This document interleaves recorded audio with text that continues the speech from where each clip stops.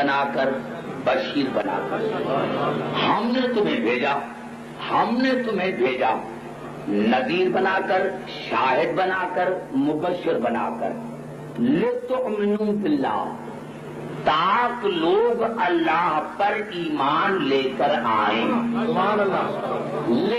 تاکہ ہم نے تمہیں بھیجا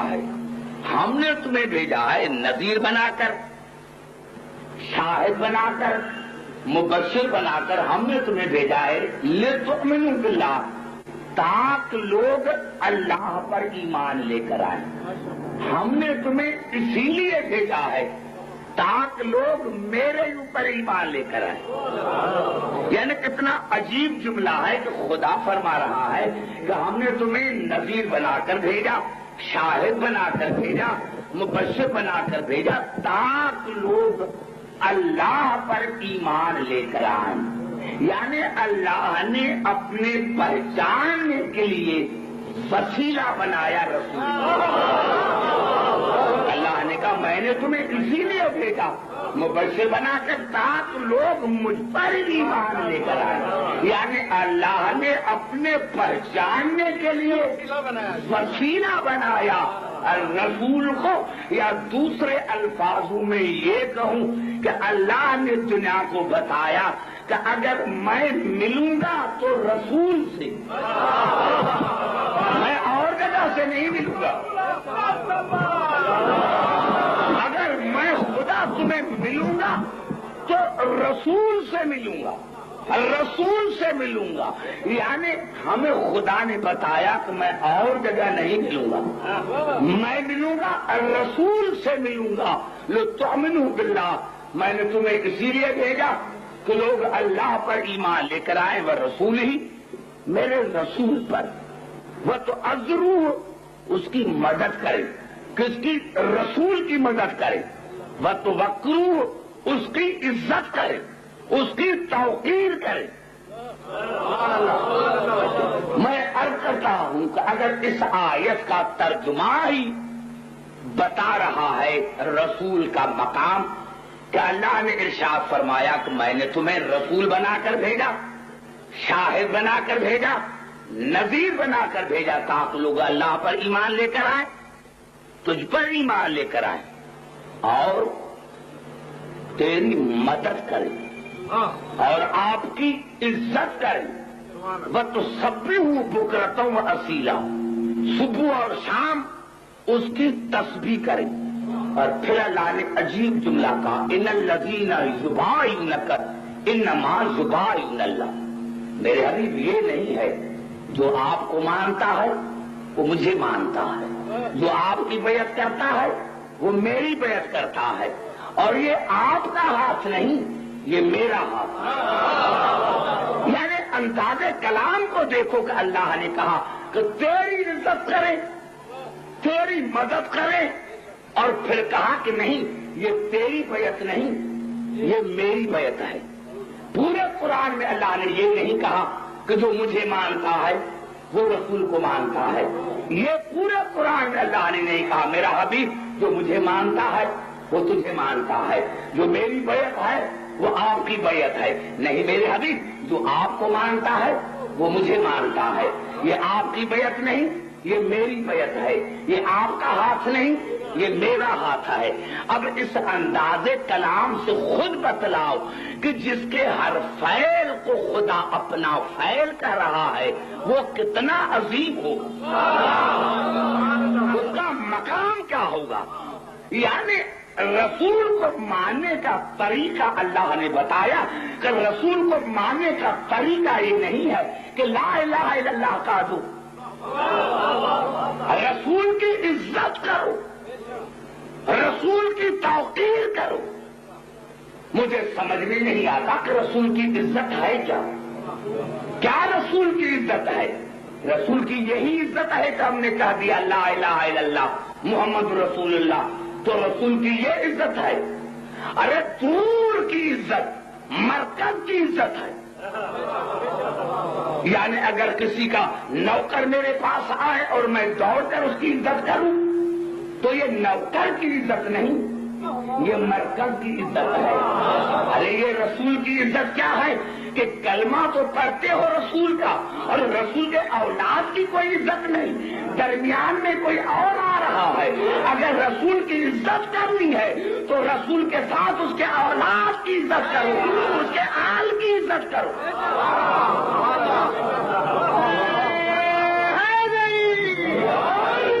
میں ایک جملہ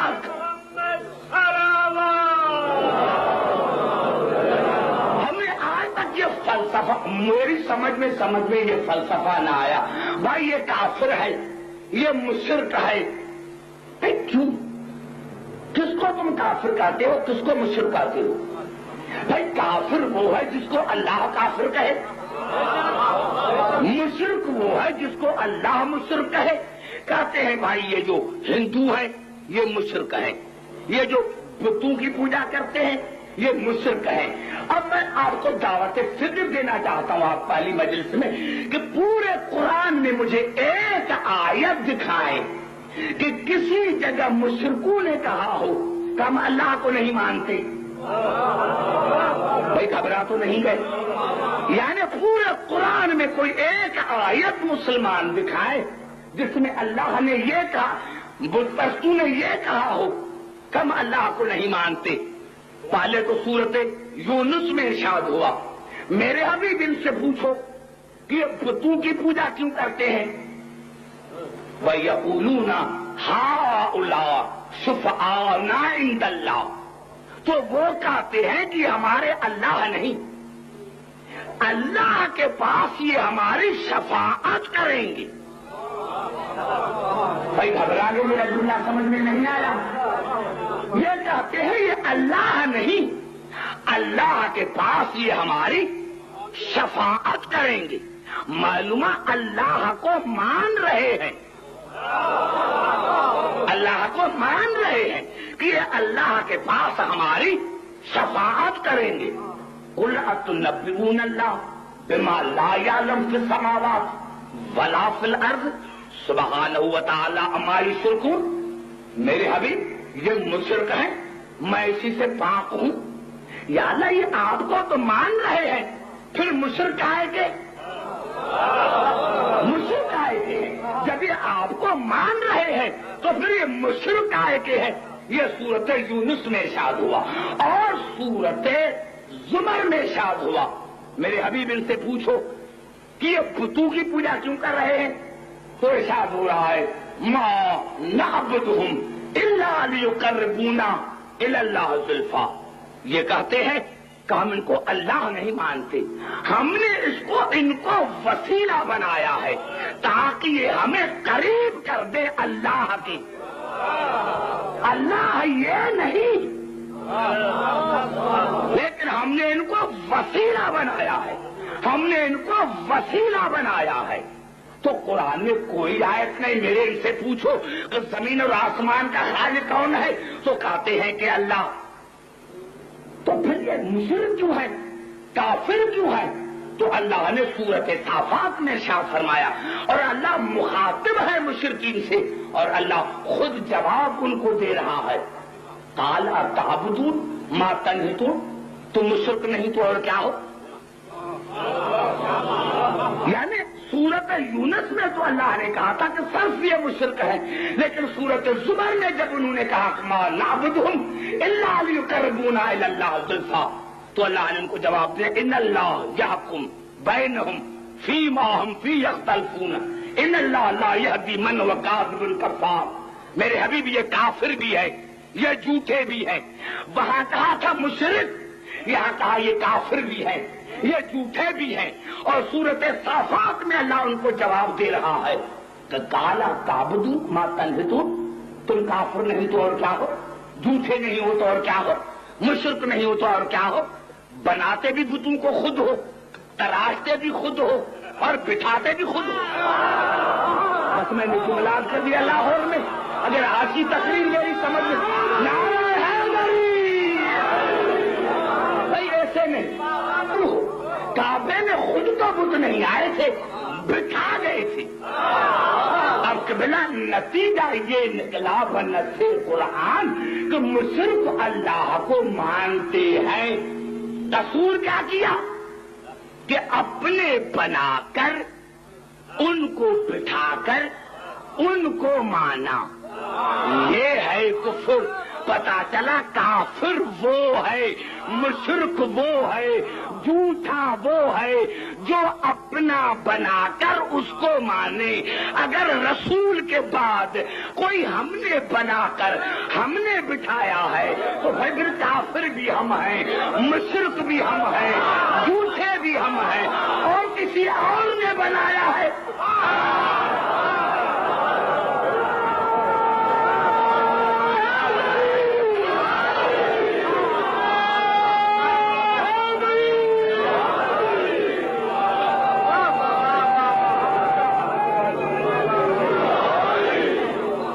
سمجھ میں آ رہی ہے میری بات؟ تو پہلے تم وقار رسول کو سمجھو، توقیر رسول کو سمجھو کہ رسول کی عزت کیا ہے. اسی لیے عزیزان محترم کہ مسلمانوں نے 1400 برس میں رسول کو نہیں سمجھا. ارے بھائی میں علی کی بات تو جو آخری مجالس میں کروں گا. رسول کو سمجھو کہ رسول ہے کیا.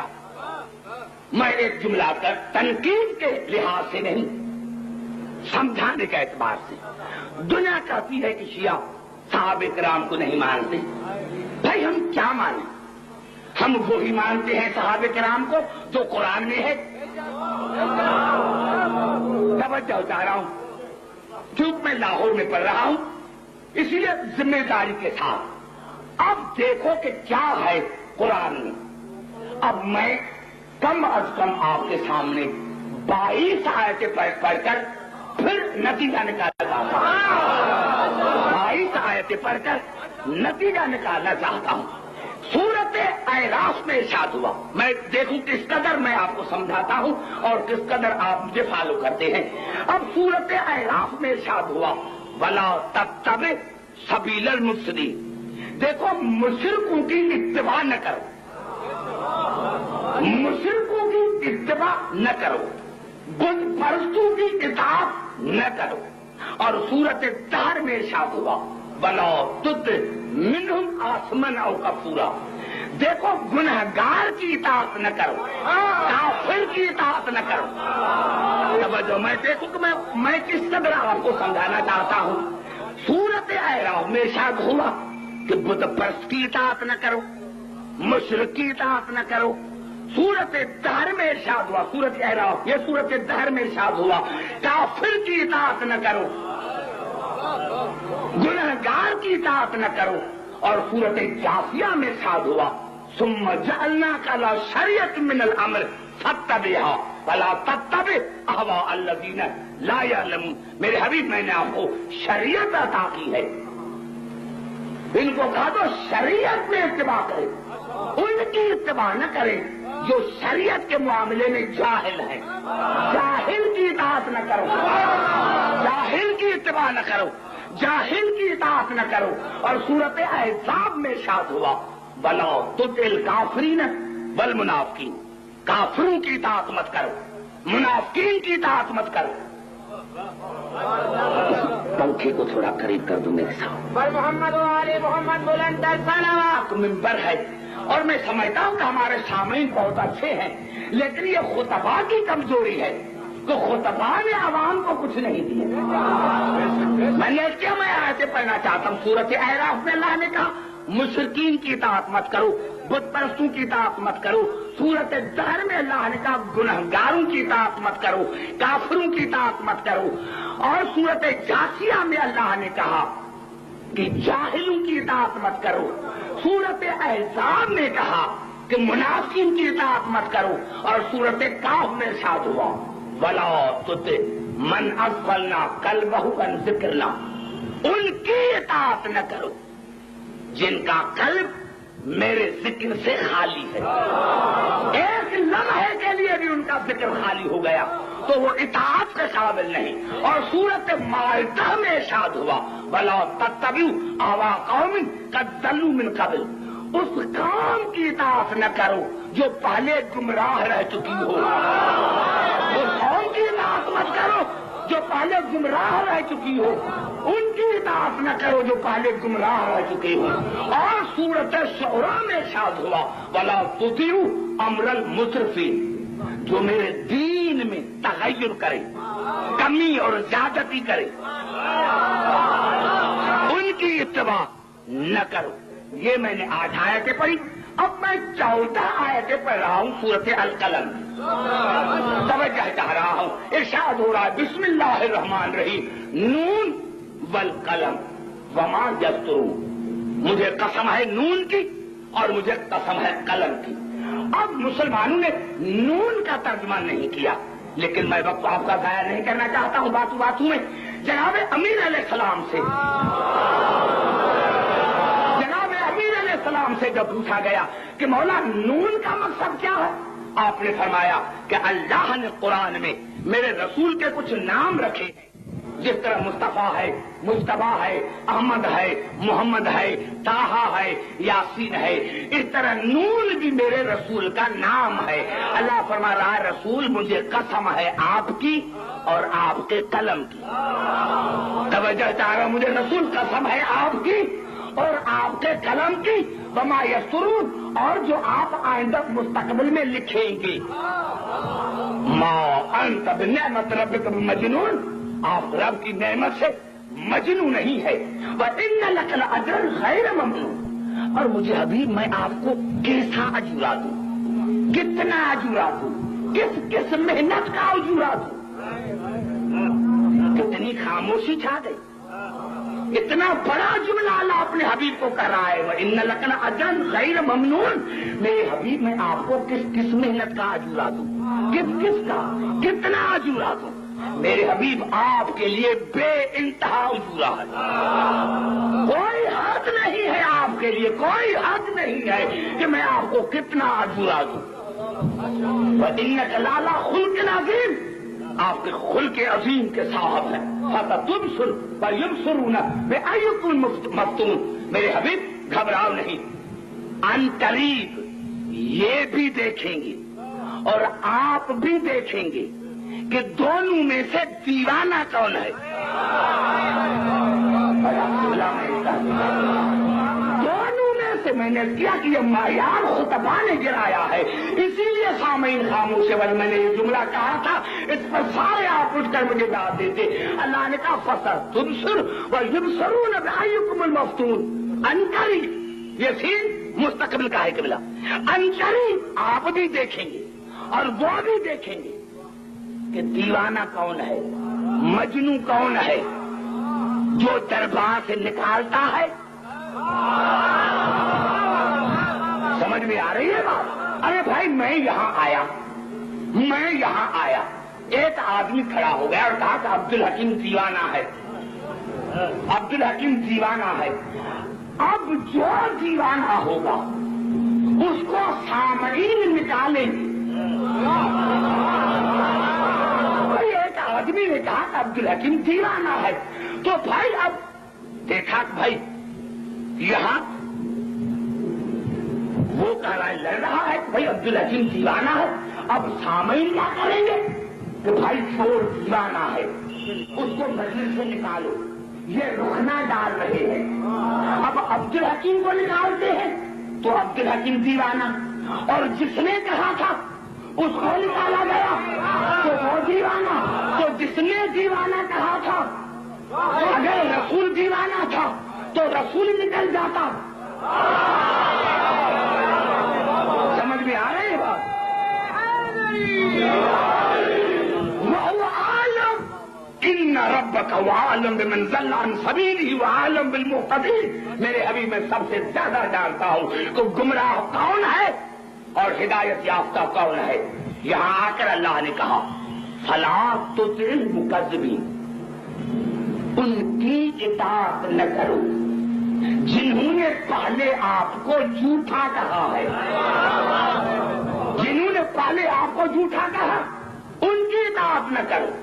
وَدُّوا لَوْ تُدْهِنُ فَيُدْهِنُونَ، وہ کہتے ہیں کہ رسول کچھ نرمی پیدا کرے تو ہم بھی نرمی کریں۔ ولا تطع كل حلاف مهين هماز مشاء بنميم مناع للخير معتد اثیم. جو جھوٹے قسم کھاتے ہیں ان کی اطاعت نہ کرو. جو ذلیل ہے، پست ہے، چاہے نسب میں پست ہے چاہے علم میں پست ہے، ان کی اطاعت نہ کرو. جو آپ سے عیب نکالتا ہے اس کی اطاعت نہ کرو. جو چگنے لگاتا ہے اس کی اطاعت نہ کرو. جو خیر سے روکتا ہے اس کی اطاعت نہ کرو. جو گنہگار ہے اس کی اطاعت نہ کرو. اور پھر اللہ نے کہا اطیعوا بعد ذلک دنی، جو سخت مزاج ہے اس کی اطاعت نہ کرو. اور اس کی اطاعت نہ کرو جس کے نہ باپ کا پتہ ہے نہ نکاح کا. نعرہ حیدری، نعرہ حیدری. بھائی گھبرا تو نہیں گئے؟ توجہ ہے میری گفتگو میں؟ اب آپ کو میں سوچنے کا موقع دے رہا ہوں کہ میں نے یہ 22 آیتیں کیوں پڑھی. میں پھر ریپیٹ کرنا چاہتا ہوں. اور وقار چونکہ میرا موضوع ہے تو وقار رسول اور وقار آل رسول. میں نے کیا ہم صحابہ کرام کو مانتے ہیں لیکن وہ جو قرآن کہہ رہا ہے. ہمارا رسول تاریخی رسول نہیں، ہمارا رسول قرآن والا رسول ہے. ہمارا تاریخ کا رسول نہیں ہے، ہمارا قرآن والا رسول ہے. اب اللہ نے کیا کہا کہ کن کن کی اطاعت نہ کرو؟ اللہ نے کہا مشرکوں کی اطاعت مت کرو، بت پرستوں کی اطاعت مت کرو، گنہگار کی اطاعت مت کرو، کافر کی اطاعت مت کرو، جاہل کی اطاعت مت کرو، منافق کی اطاعت مت کرو. جس کا قلب خالی ہے میرے ذکر سے اس کی اطاعت مت کرو. جو پہلے گمراہ رہ چکا ہو اس کی اطاعت مت کرو. جو دین میں تغیر کرے اس کی اطاعت مت کرو. جس نے پہلے رسول کو جھوٹا کہا ہو اس کی اطاعت مت کرو. جھوٹے قسم کھانے والوں کی اطاعت مت کرو. ذلیل کی اطاعت مت کرو. گنہگار کی اطاعت مت کرو. چغل خور کی اطاعت مت کرو. جو رسول سے عیب نکالے اس کی اطاعت مت کرو. سخت مزاج کی اطاعت مت کرو. اور نطفہ ناتحقیق کی اطاعت مت کرو جس کے نہ نکاح کا پتہ ہو نہ باپ کا پتہ ہو. اللہ نے یہاں منع کیا کہ ان کی اطاعت مت کرو، ان کی اطاعت مت کرو، ان کی اطاعت مت کرو. اللہ یہاں پورا بیان کر کے پھر فرماتا ہے یا ایھا الذین آمنوا اطیعوا اللہ واطیعوا الرسول واولی الامر منکم. اے ایمان لانے والے اطاعت کرو اللہ کی، اطاعت کرو رسول کی اور اطاعت کرو اولی الامر کی. اب دنیا خود بتائے کہ رسول کیسا ہو سکتا ہے، اولی الامر کیسا ہو سکتا ہے.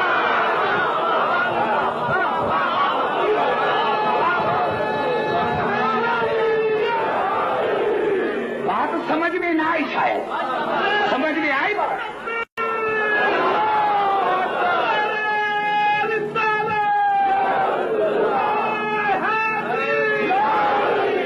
سمجھ میں آئی نہیں؟ شاید میں سمجھا نہیں سکا اس لیے آپ خاموش بیٹھے رہے. میں نے کہا میں نے 22 آیتیں پڑھی کہ اللہ نے کہا ان کی اطاعت نہ کرنا، ان کی اطاعت نہ کرنا. جس میں یہ عیب ہو اطاعت نہ کرنا. کافر رہ چکا ہے اطاعت نہ کرنا، مشرک رہ چکا ہے اطاعت نہ کرنا، گمراہ رہ چکا ہے اطاعت نہ کرنا، نکاح کا پتہ نہیں اطاعت نہ کرنا، جاہل ہے اطاعت نہ کرنا، منافق ہے اطاعت نہ کرنا. اب جو اللہ نے کہا کہ یا ایھا الذین آمنوا اطیعوا اللہ واطیعوا الرسول واولی الامر منکم، اطاعت کرو اللہ کی، اطاعت کرو رسول کی اور اطاعت کرو اولی الامر کی. تو اب رسول بھی وہ ہوگا جس میں کوئی عیب نہ ہو اور اولی الامر بھی وہ ہوگا جو ان تمام نقائص سے پاک ہو. اب ہم اصحابوں کو مانے تو کیا مانے؟ ہم مانتے ہیں لیکن اطاعت کے قابل نہیں. نعرہ حیدری.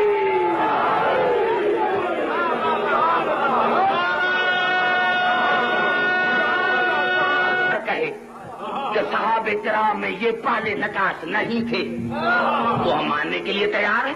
ارے بھائی مانتے ہیں لیکن اطاعت واجب نہیں. جب اطاعت واجب نہیں تو پھر کیا ہے؟ کیا مانے؟ پھر کیا مانے؟ جب اطاعت ہی واجب نہیں ہے تو پھر کیا مانے؟ وہ تو ہمیں قیامت میں کچھ نہیں دیں گے، وہ تو خود گنہگار ہیں، وہ تو خود گنہگار ہیں۔ ارے پہلے اپنے گناہ تو بخشوائیں پھر ہمارے۔ نعرہ حیدری، تھوڑی سی زحمت آج تھوڑی سی زحمت دینا آپ کو چاہتا ہوں تاکہ کل جو ہے میری آپ سے تفصیلی گفتگو ہو۔ گھبرا تو نہیں گے میرے دوستوں؟ میں نے عرض کیا ہاں ان نقائص سے کوئی پاک ہے تو ہم ماننے کے لیے تیار ہیں، ان نقائص سے کوئی پاک ہو ہم ماننے کے لیے تیار ہیں۔ دکھا سر پر قرآن رکھ کر بتاؤ، ہم مانیں گے؟ کیا مانیں؟ مانے تو کیا مانے؟ اطاعت کے قابل تو ہے ہی نہیں، اطاعت کے قابل تو ہے ہی نہیں، تو اب مانے کیا؟ آؤ قرآن سے پوچھیں، یا اللہ آپ نے جو کہا کہ فرض جو ہے یہ اسی لیے بتوں کی پوجا کرتے ہیں تاکہ یہ قیامت کے دن یہ شفاعت کریں گے، اللہ کے نزدیک شفاعت کریں گے، ہم نے ان کو وسیلہ بنایا ہے۔ تو یا اللہ واقعی شفاعت نہیں ہوگی؟ کوئی میں حدیث نہیں پڑھ رہا، انشاءاللہ آپ کو بڑا لطف آئے گا۔ میری تقاریر سے پوری کوشش کروں گا کہ آپ کے مزاج اور آپ کے تعلیم کے مطابق میری تقریر ہو۔ یا اللہ پھر شفاعت نہیں ہوگی، پھر شفاعت نہیں ہوگی؟ اللہ نے کہا ہوگی، ضرور ہوگی، لیکن میں آپ کو نشانہ بتاتا ہوں کہ کس کی ہوگی اور کون کرے گا۔ بھائی زبان سے بات کرو تو میں آگے چلوں۔ اللہ نے بتایا کہ میں آپ کو بتاتا ہوں کہ کس کی شفاعت ہوگی اور کون کرے گا۔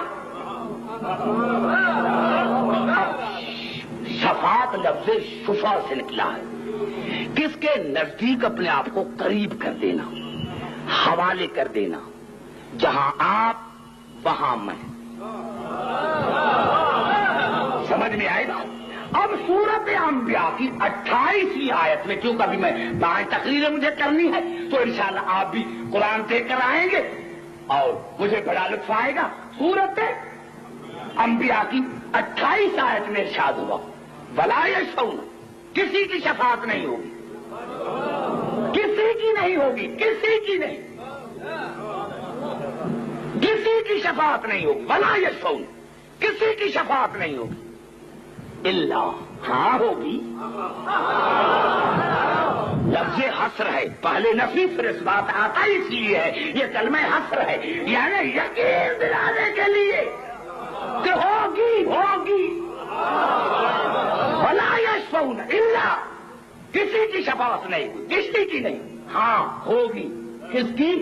لمن ارتضی، جس کے دین اسلام سے میں خدا راضی ہوں۔ بڑا جملہ میں نے کہہ دیا میرے دوستو، قرآن نے کتنا بڑا جملہ کہا۔ کس کی ہوگی؟ لمن ارتضی، جس کے دین اسلام سے اللہ راضی، اس کی شفاعت ہوگی ضرور۔ لیکن جس کے دین اسلام سے میں خدا راضی، اب ہمیں کیسے پتا چلے کہ خدا کس کے دین سے راضی؟ تو قرآن نے تو ایک ہی ہے، اور وہ بخاری شریف نے بھی لکھا کہ جب رسول غزی کے میدان میں کہا من کنت مولا فہذا علی مولا، تو اللہ نے آیت نازل کی الیوم۔ یہ آیت امت سے مخاطب ہے، رسول سے نہیں، معاف کرنا،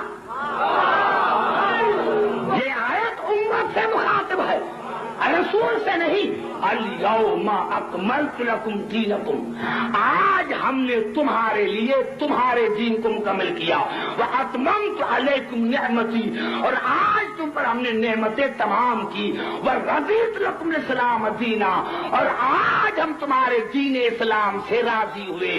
معلومہ شفاعت اس کی ہوگی جس کے دین میں علی،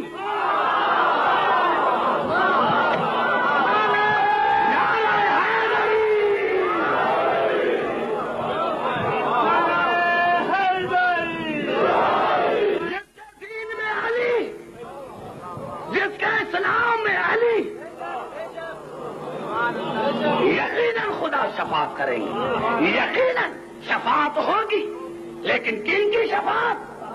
جن کے دین میں علی ہے۔ اگر دین میں علی نہیں تو شفاعت نہیں۔ توجہ چاہ رہا ہوں، اور عجیب ہے، میں نے کہ میں تبصرہ کرتا نہیں ہوں مجالس میں، اور نہ میں آپ کے سطح کے نیچے گفتگو کرنے کا عادی ہوں۔ اب پتہ لگ گیا کہ شفاعت ان کی ہوگی جن کے دین میں علی، اگر علی نہیں ہے تو اللہ شفاعت نہیں کرے گا۔ اب جانا شفاعت کون کرے گا؟ میں نے کیا کہ اپنے آپ کو حوالے کر دو، قریب کر دو اس کے، یہ ہے شفاعت۔ تو سورت زخرف میں ارشاد ہوا 86 نمبر آئے، بلا یملک الذین یدعون من دونہ شفاعت، میرے حبیب جن کو وہ پکارتے ہیں وہ میری شفاعت کے مالک نہیں، جن کو وہ پکارتے ہیں۔ بھائی نام نہیں، میں بھی نام نہیں لیتا، کون پکارتا ہے، کس کو پکارتا ہے، میرا کیا مقصد؟ بس یہ ہے کہ جن کو وہ پکارتے، بھائی گھبرا گئے ہو تو میں ختم کروں اپنی گفتگو، زور سے نعرہ تو لگا۔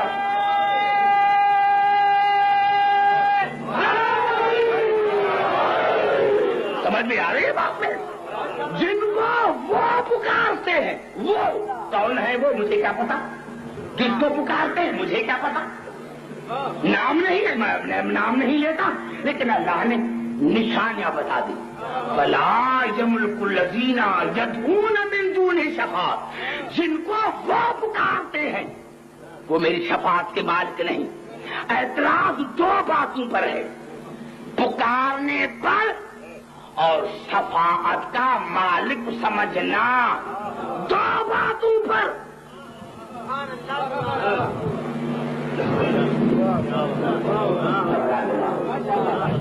کیا کروں، میں تو چاہتا ہوں کہ ہمیں اشری پڑھ کر لاہور، اتنی ضرورت ہے لاہور میں اشری پڑھنے۔ وَلَا يَمْلِكُ الَّذِينَ يَدْعُونَ مِن دُونِ شَفَاعَةً، جن کو وہ پکارتے ہیں میری شفاعت کے مالک نہیں۔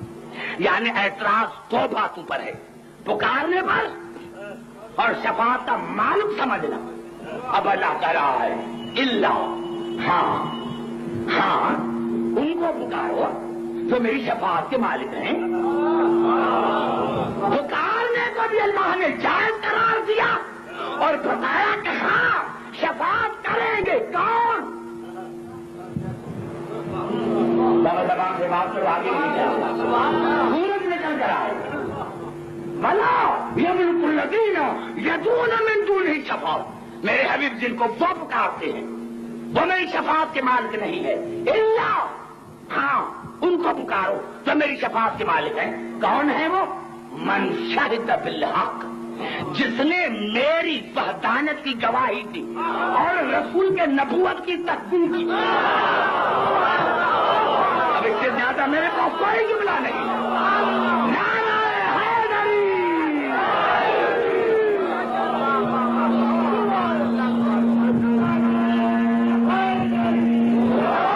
آتا سمجھانے کی کوشش کر رہا ہوں، اور جب پھر ابھی پوری آیت پڑھوں گا تب تو مزہ آئے گا۔ اب پوری آیت نہیں، اللہ نے کیا کہا، بھلا یملک الذین یدعون من دونہ شفاعت، جن کو وہ پکارتے ہیں وہ میری شفاعت کے مالک نہیں ہے۔ اللہ، ہاں ان کو پکارو جو میری شفاعت کے مالک ہے۔ وہ کون ہے؟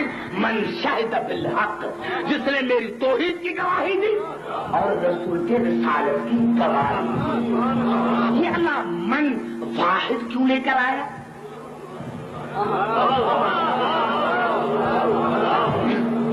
وہی تھا، میں کیا کروں؟ یعنی کراچی کے بعد نمبر آتا ہے لاہور کا۔ اب دیکھیں، ایک جملہ عرض کرنا چاہتا ہوں، کیونکہ لاہور حیدرآباد سے بھی الگ ہے، کیونکہ یہاں تو پورے جلسے ہوتے ہیں، حیدرآباد میں اور کراچی میں تو 1 گھنٹے کی مجلس ہوتی ہے، فریش لوگ ہوتے ہیں، آپ بھی فریش ہیں۔ اب اللہ نے ایک کہا، اللہ من شہد بالحق، جس نے، ایک ہے کوئی، ایک ہے جس نے اللہ کی وحدانیت کی گواہی دی اور رسول کی رسالت کی تصدیق کی. ہے کوئی ایک آیت کوئی نہیں پڑھی؟ پہلے ایک آیت پڑھ کر پھر آپ کے قریب آنا چاہتا ہوں. یہ الفاظ ہیں سورۃ الزمر کے. والذی جاء بالصدق وصدق بہ اولئک هم المتقون. وہ جو صدق لے کر آیا اور جس نے تصدیق کی، وہ جو صدق لے کر آیا اور جس نے تصدیق کی وہ تقویٰ میں برابر. اب تو یہاں سارے مفسرین متفق ہیں کہ صدق لے کر آیا رسول، تصدیق کی علی نے. اسی سے مقصد نہیں ہے، یہ کوئی نقطہ نہیں ہے. صدق لے کر آیا رسول اور تصدیق کی علی. ایک صدق لے آنے والا، ایک تصدیق کرنے والا. یا اللہ کم از کم 2 گواہ تو ہوں، 4 گواہ تو ہوں. اللہ نے کہا عبدالحکیم نہیں، اگر گواہ صدیق ہے تو ایک ہی کافی ہے.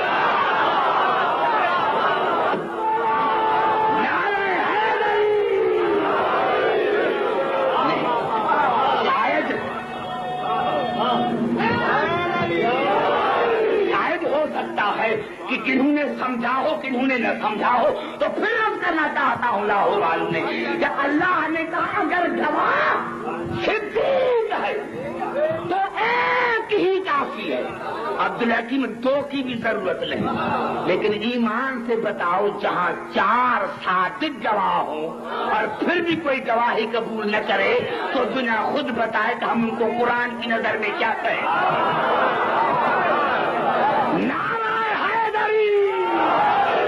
سمجھ میں آ گئی بات؟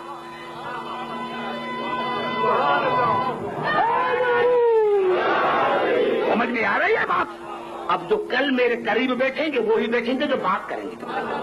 یہ میں آپ کو سمجھ دوں گا کہ جو ممبر کے قریب بیٹھتے ہیں وہی بات کرتے ہیں. تو میں نے کیا کہ اب پوری یاد کرنا چاہتا ہوں. بھلا یملک الذین یدعون من دونہ شفاعۃ، جن کو وہ پکارتے ہیں میری شفاعت کے مالک نہیں ہے، الا ان کو پکار جو میری شفاعت کے مالک ہے. من شہد بالحق، جس نے اللہ کے وحدانیت کی گواہی دی، رسول کی رسالت کی گواہی دی. اب اللہ جمع کا صیغہ لے کر آئے. فَهُمْ يَعْلَمُونَ، اور وہ شفاعت کرنے والے تمہیں جانتے بھی ہیں اور میدان حشر میں بھی پہچانیں گے. میرے پاس سے زیادہ میرے پاس کوئی جملہ نہیں ہے. سنو لاہور والے، جہاں تھوڑی بیماری ہے وہ بیماری قرآن نکال رہا ہے. وہ جو شفاعت کرنے والے ہیں وہ تمہارے باطن کو بھی جانتے ہیں، ظاہر کو بھی جانتے ہیں. یہاں بھی جانیں گے، قیامت میں بھی جانیں گے. قیامت میں بھی علی جانے گا، قیامت میں بھی آل محمد ہمیں پہچانیں گے. کن کی شفاعت کریں گے؟ جنہوں نے آپ کے آپ کو حوالے کیے ہوگا. تو آج کی مجلس کا پیغام یہ ہے کہ آج اللہ نے بتایا کہ وہ شفاعت کرنے والے وہ ہیں جو خدا کی گواہی دیتے ہیں، وحدانیت کی، رسول کی رسالت کی گواہی دیتے ہیں، اور جن کی شفاعت کریں گے ان کو اس دنیا میں بھی جانتے ہیں، ظاہر سے بھی باطن سے بھی، اور قیامت میں بھی پہچانیں گے.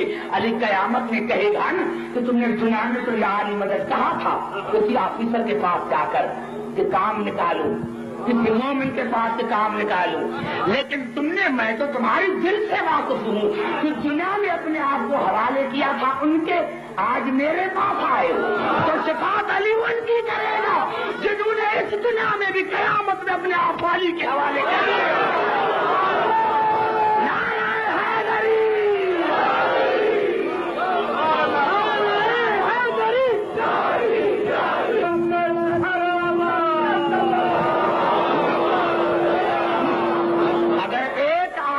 پڑھوں تو تقریر مکمل نہ ہوگی.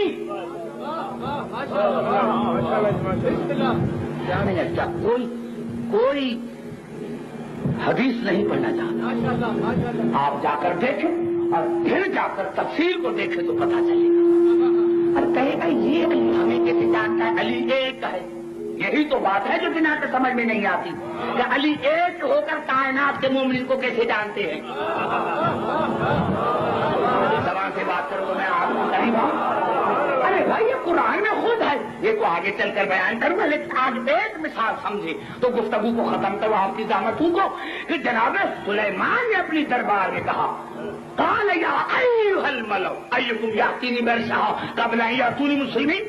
ہے کوئی جو میری مدد کرے؟ ہے کوئی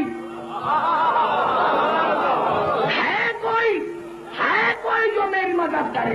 کون سی مدد؟ کہ بی بی بلقیس کا تخت لے کر آئے اس کے مسلمان ہونے سے پہلے. سلیمان نبی ہے ذرا خیال کر غیر اللہ سے مدد مانگ رہا ہے. سلیمان نبی ہے غیر اللہ سے مدد مانگ رہا ہے اور یا اللہ یہ تمہارا نبی غیر اللہ سے مدد مانگ رہا ہے اس کی نبوت کو چھین لے. یہ نبی ہو کر عبد الحکیم تو مانتا ہے وہ تو مسلمان ہی نہیں لیکن سلیمان مانگ رہا ہے وہ بھی ہے کوئی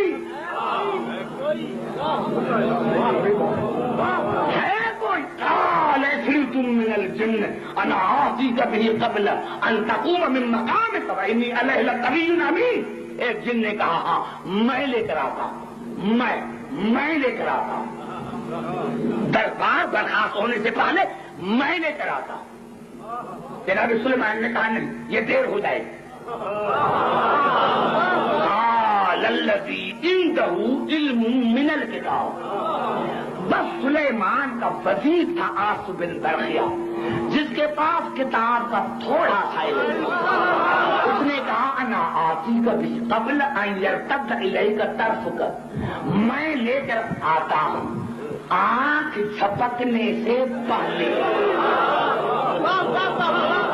آنکھ جھپکنے سے آنکھ جھپکنے میں نہیں. اگر سمجھ میں آئے بات تو پھر سمجھ میں آئے گی.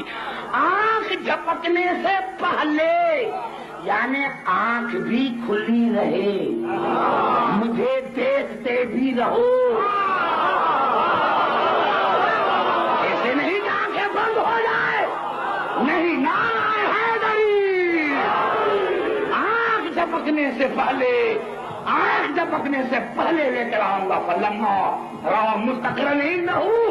اور جناب سلیمان نے دیکھا کہاں تخت میرے سامنے پڑا ہے آنکھ کھلی رہے مجھے دیکھتے رہو.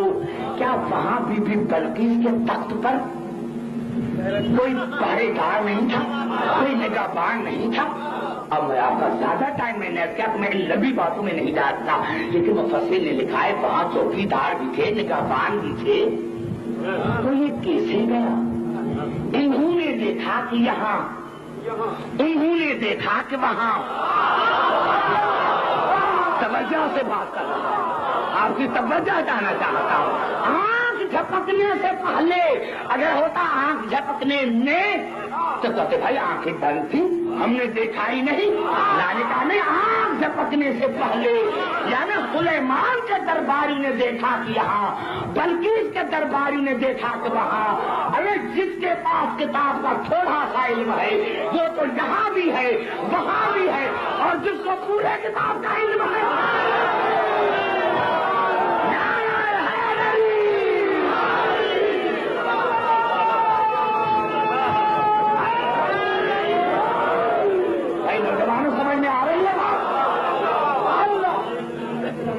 سننے بھی نہیں آئے بھی نہیں. تو اس علی کو قیامت میں کیسا پتا چلے گا کہ یہ کون ہے؟ ارے علی کو پہچانو علی کو پہچاننے کی کوشش کرو وقار رسول اور وقار آل رسول کو سمجھو. یہ ہے ہمارے ہر جگہ دیکھتے کیوں کیسے دیکھتے ہیں یہ میں کل پڑھوں گا کہ کیسے دیکھتے ہیں وہ بھی میں پڑھوں گا کہ کیسے دیکھتے ہیں. میں نے کیا عزیز محترم آپ نے بڑی پر محمد والے محمد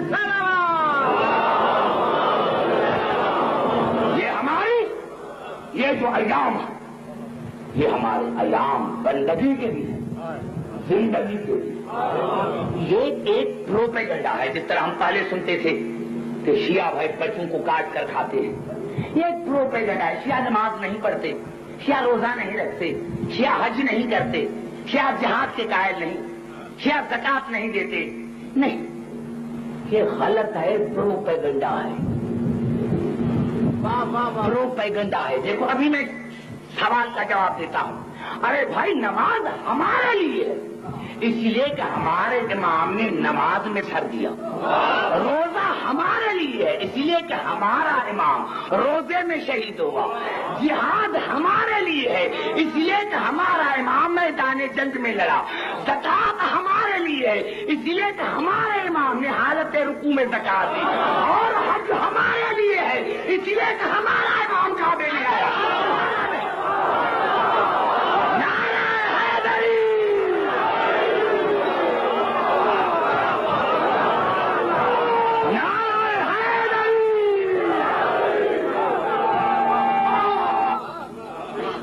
یہ رونے کی ایام.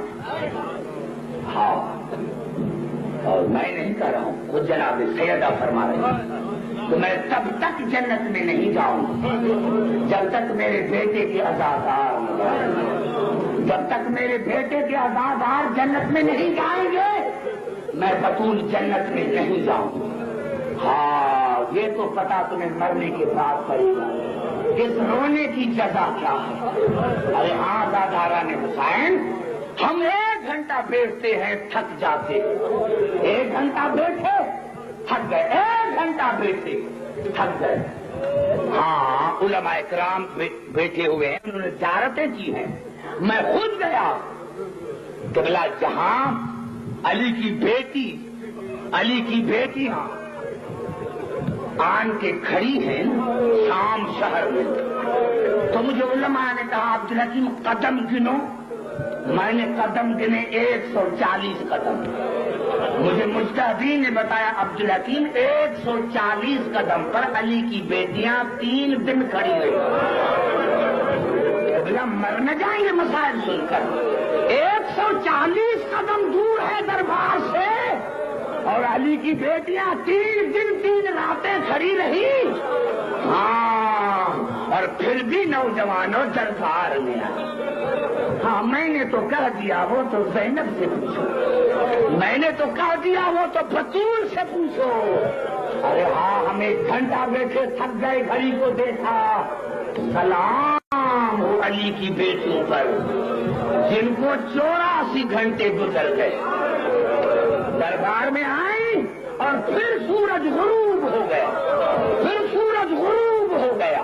شیخ ابراہیم نے لکھا کہ جب سورج غروب ہو گیا تو یزید نے دیکھا, میں وہ جملے نہیں پڑھوں گا جو تاریخ میں ہے کہ کہیں آقا دادی زینب ناراض, لیکن اگر تاریخ مورخین نے لکھا تھا آپ تو نہ پڑھتے. نوجوانوں اللہ کی عظمت کی قسم کھا کر کہتا ہوں کہ یزید نے سر کو اٹھایا اور شمر سے پوچھا, میں نے جو تمہیں کہا تھا کہ علی کی بیٹیوں کو کیسے لے کر آؤ, علی جیسا امین اور اس کی بیٹیاں.